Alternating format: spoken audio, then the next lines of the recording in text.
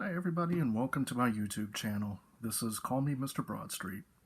This serves as a little bit of an introduction and getting to know you type of video. So I hope to have a lot of fun. Unfortunately, I couldn't record this live as I wanted to, but I wanted to go ahead and just introduce myself. I'm a solo Beatles enthusiast, longtime Beatles collector, and this channel is going to be focused on reviews of records and DVDs, CDs, material of Paul McCartney, the solo Beatles, and some with the Beatles as a group.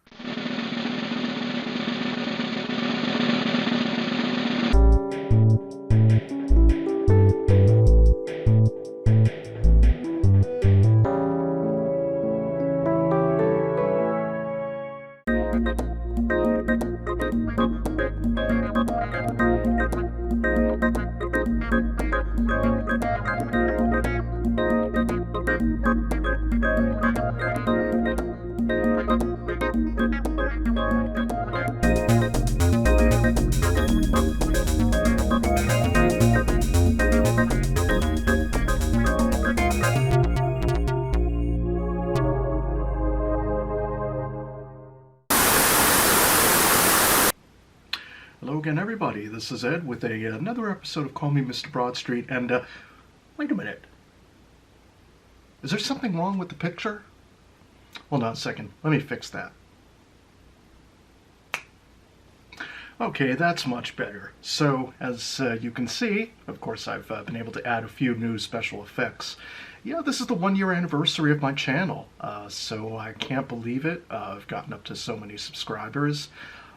First, a little housekeeping. I'll be doing the drawing very soon for the 100 subscribers, so just be on the lookout for that. Anybody who left a comment is going to be entered in that contest.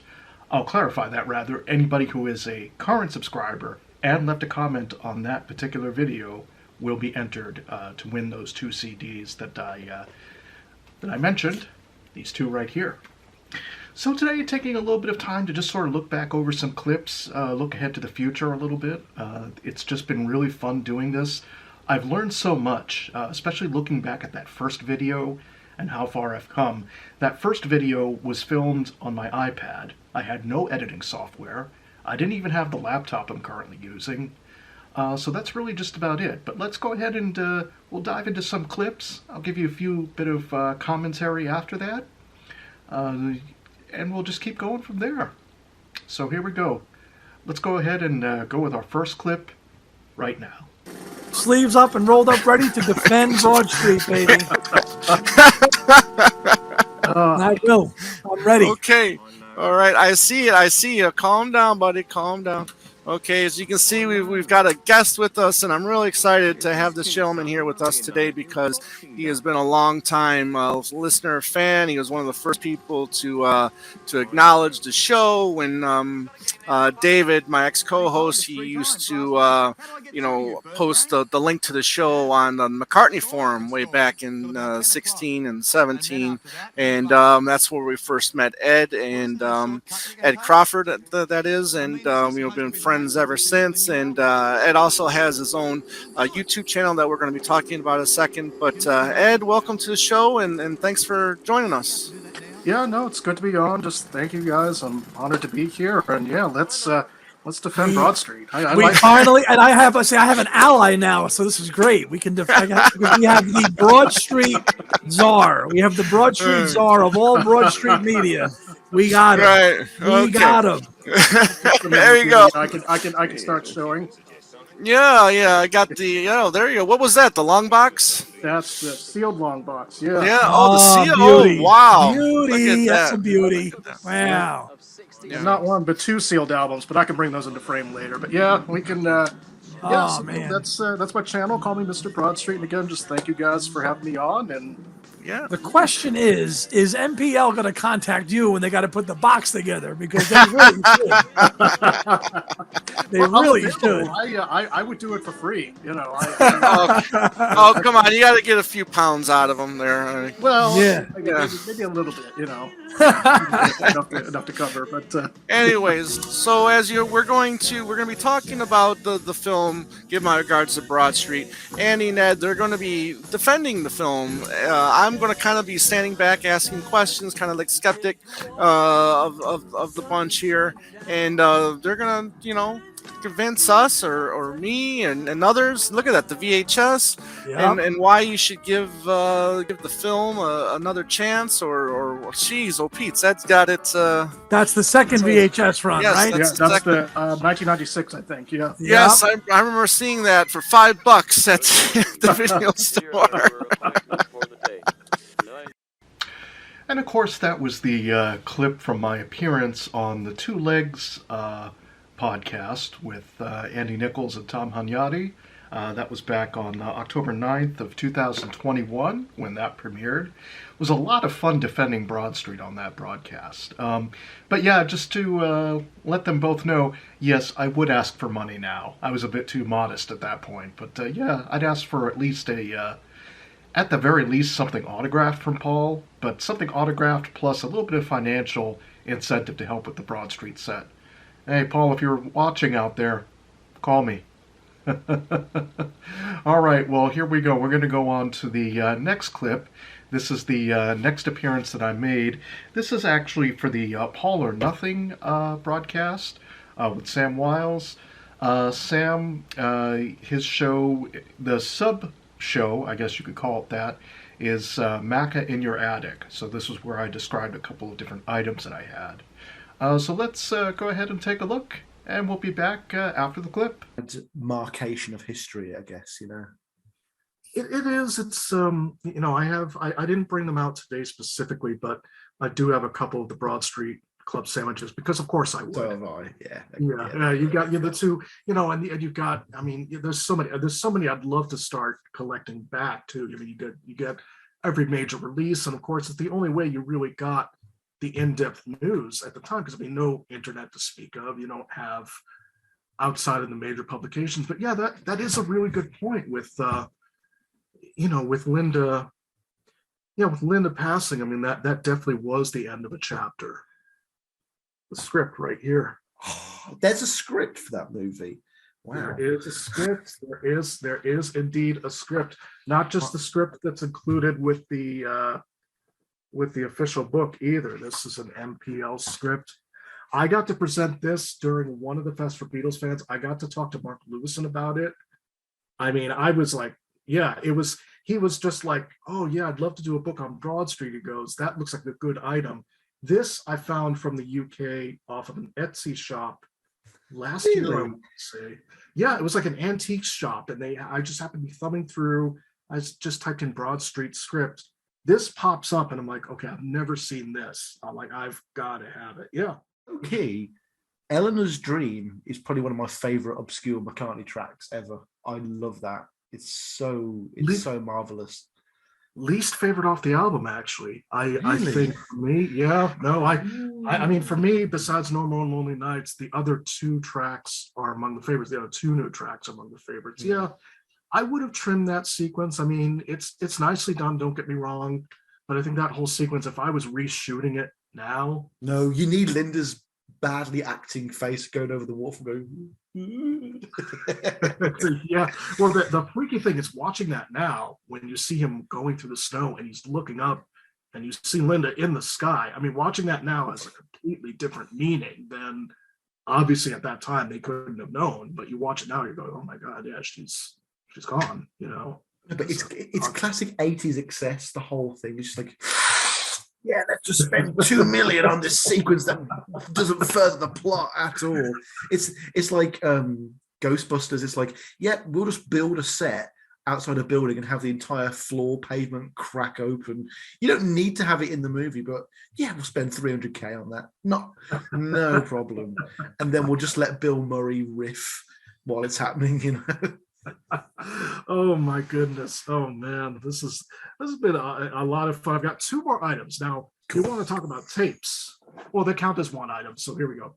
We've got the tapes right here. This is the broadcast tape right here. I'll give you. Oh, so is this what we're showing on TV then? Or size comparison? Yeah, this is. Wow. Here, let me open this up. Hold on. This I recently got off of eBay, but yeah, basically, Doesn't fit in my TV. well, maybe not, but here we go. I got this off of an eBay auction. There. Oh, honestly, defunct formats are my. Oh, that is my jam. That's beautiful. Video cassette, 20th Century Fox, Beverly Oh, Hills, California. You know that bit in Get Back where they're like, every foot of tape's costing you £2, and they show those huge, big EMI boxes of tape. Yeah. Oh. There we go. We're back. Well, and now my final clip that I wanted to show. This was my own interview with Sarah Schmidt. Meet the Beatles for Real is the website, talking about her book.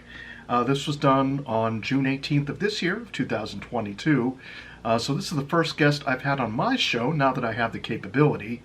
And it just shows kind of how far I've come, from the very first video to now, and how far I have yet to go. So let's go ahead and enjoy this clip of me discussing a few things with Sarah for Paul's 80th birthday. And we'll be back up with a little wrap-up and some final thoughts. There we go. This is Ed with another episode of Call Me Mr. Broadstreet. I've got Sarah Schmidt on as my first guest. Thank you so much, Sarah. She runs the website Meet the Beatles for Real with all sorts of rare pictures and goodies. So we're just going to chat about Paul today, go back and forth. And Sarah, if you want to go ahead and introduce yourself a little bit and let people know about your site. Sure. Like Ed said, I'm Sarah Schmidt. I live right outside of St. Louis, Missouri. And for the past 13 years, I've ran the site Meet the Beatles for Real, www.meetthebeatlesforreal.com. I hope some of you have heard of it. It's like a fanzine from the 70s is what I've always patterned it after. So I show lots and lots of rare photos and lots of stories about fans that have met one or more of the Beatles in person. And I have contests. I haven't had one in a while, but I review things on Wednesdays, Wednesday review, and just have lots of rare different things people haven't seen or heard before. And for some reason, people seem to like it, so I just keep doing it. Oh, awesome. That's totally cool. So, yeah, that's I'll make sure to go ahead and after the live broadcast, obviously, I'll make sure to go ahead and link to the site, to the site as we go along. But, yeah, we're definitely celebrating Paul's 80th birthday today. I can't believe it. That's such a great, amazing thing. May show off a few things, but I know we were discussing a little bit earlier before the live broadcast. You've got some things to show. So I guess if you wanted to show some of those photos, it'd be awesome to see. Sure. Love some of those. Sure. Well, since I'm kind of known as the Beatles photo girl, I thought I'd pull out for Paul's birthday a few of the snapshots that I have in my collection. I have like 1,000 of these of the Beatles. I have a lot. This is like my main thing I collect, which isn't as exciting as what some people collect, but I think it's fun. So here, I'll start with this one. And I would say this is probably 1968. I don't know who that girl is, but I like that one. That's a nice candid right there. Wow, that is so nice. Yeah, that one's good. And then here's a girl that, again, I don't know. Sometimes I know who the fans are, but these I don't. But she got real chummy with Paul then. Oh, yeah. Yeah, I can see. She's just thrilled. Is that look? That's probably about 1968, 1969. I would say 68. Yeah. It might even been right around the time the other photo was taken because his hair looks about the same and he's wearing the same jacket, but shirts are a little different, so probably not the same day. All right, well, this one, Paul is wearing his 1966 tour jacket that the Beatles like to wear a lot. We saw Ringo wear it and Get Back. Well, here you look. There's Paul with the cigarette hanging out of his mouth. Oh, yeah. Wearing that green jacket that he wore in the 66 tour. And I wrote a book about the Beatles concert in St. Louis called Happiness to Sing the Beatles. And I talk about that jacket a lot because that's what they wore in the concert and how the shirts that they wore underneath. You may be wearing one of the shirts that they wore. I don't know. All right, here's another. Here's Paul in 1967 wearing a shirt that he wears during the Get Back. This one that I always call the star shirt, but I don't really know if those are little stars or not. But I always think it is. Yeah. But he wore that shirt all through the 70s. He probably still has it in his closet. Is what we know about Paul is that he never gets rid of anything. No, definitely no. I know he's got quite a few. Yeah, see, I got 3 more here. Yeah. Here's one with Martha and a fan.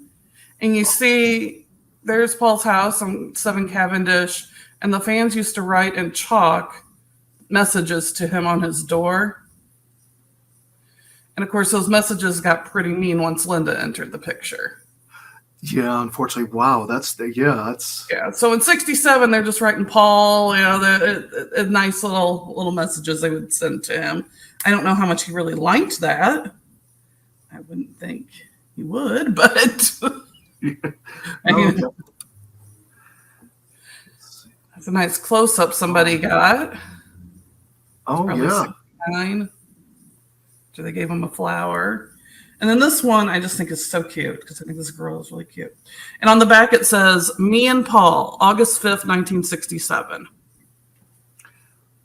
Oh, wow. And it looks like she got in the gates and they're facing his house. Yep. And I'm pretty sure I have her story on my site somewhere. I need to reread it and figure out how did she get in there, but No, that's so cool. Yeah, and you said you had written a book, so go ahead and let me the title again. The title of my book is "Happiness is Seeing the Beatles, Beatlemania in St. Louis." It's been sold out. I mean, I have like 2 copies left if somebody desperately needs it, but it's been sold out for a while. I wrote that in 2016, and it's all about the Beatles concert in St. Louis that was rained out. It's a concert that Paul called the worst little gig the Beatles ever gave. Oh yeah, was that where like the electric equipment and stuff was kind of going off? That was it. Oh. And having grown up in St. Louis, I had a lot of my mom's friends and people I met who were at that concert and kept talking about how it was like life-altering, amazing concert. And then Anthology came out, and I heard Paul say this, and I wanted to know, like, well, why? Like, where was this disconnect between the fans and Paul? Like, what?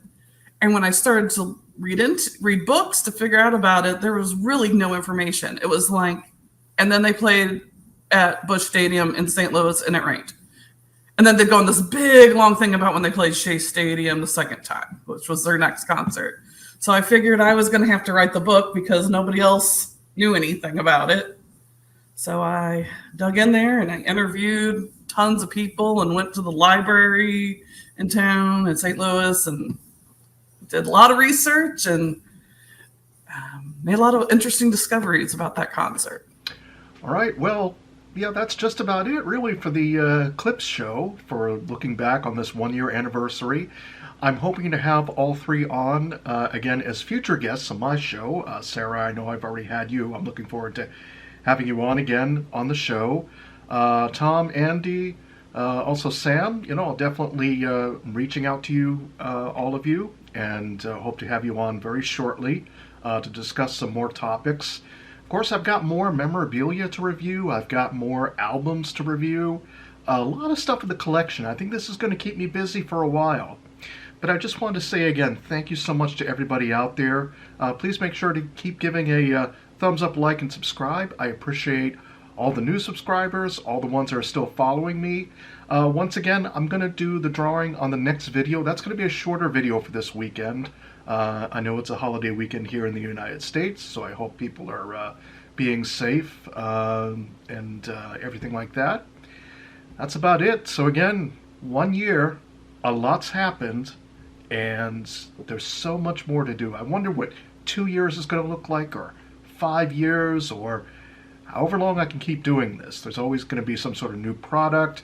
There's going through the archives, through the collection. Again, I've been collecting for a while, so there's just so much more to do.